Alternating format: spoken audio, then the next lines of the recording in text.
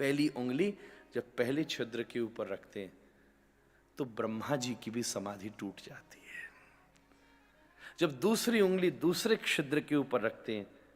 तो तुरंत यमुना जी आनंदित होकर के अपनी लहरों के द्वारा दूर दूर के गांवों में इशारा करने लग जाती हैं। बहते हुए पत्ते जो अलग अलग पेड़ों से गिरे हैं ना, यमुना जी सबको समेट करके उसी घाट पर खड़ा कर देती हैं जहां श्री ठाकुर जी खड़े हैं, और मानो लहरिया ले लेकर किसी कदम वृक्ष से नीचे गिरे हुए पुष्प के प्रवाह को उसी तट पर लाकर अपनी लहर से श्याम सुंदर के चरणों पर चढ़ा देती हैं।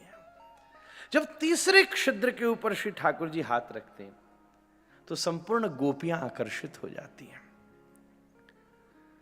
जब चतुर्थ छिद्र के ऊपर हाथ रखते हैं तो बड़ी बड़ी जगत की स्वर्ग अप्सराएं भी अस्ति सस्तरुणी कराग्र विगलत कल्प प्रसूना प्लुतम वस्तु प्रस्तुत वेणुनादल हरि निर्बाण निर्व्याकुलम शस्त्र शस्त्र निबिधिनी विविलशत गोपी सहस्त्रावृतम हस्तान्यस्तनतापवर्ग मखिलोदारम किशोराकृतिम।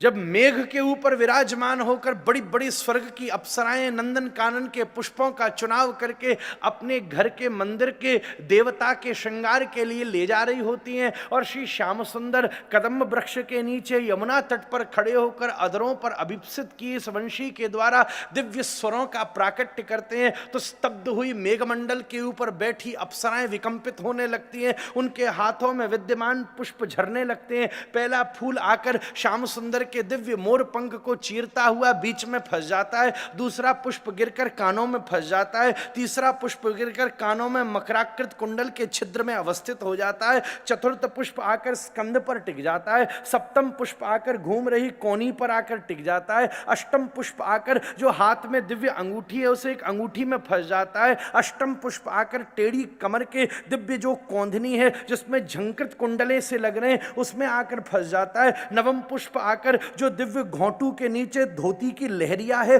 उसमें फंस जाता है, दसम पुष्प आकर चरणारविंद के नूपुरों को झंकृत करता एड़ी पर टिक जाता है, एकादशवां पुष्प द्वितीय चरणारविंद के घोंटू पर टिकता है, महाराज 12वां दिव्य पुष्प दूसरी कमर जो घुस रही है अंदर उसमें फंस जाता है, 13वां पुष्प उसी समय दूसरे हाथ की कोनी में फंस जाता है, 14वां पुष्प दूसरे हाथ की दिव्य दूसरी अंगूठी जो कि दिव्य वंशी के छिद्रों पर घूम रही है उस पर उसके साथ नृत्य करने लग जाता है, महाराज 15वां पुष्प दूसरे कान पर आकर अवस्थित होता है, और 16वां पुष्प लग रहे सिरपेज का जो नीचे वाला मोती के बीच का छिद्र है उसमें घुस करके टिक जाता है। इस प्रकार 16 कला संपन्न को 16 पुष्पों का श्रृंगार प्राप्त होता है।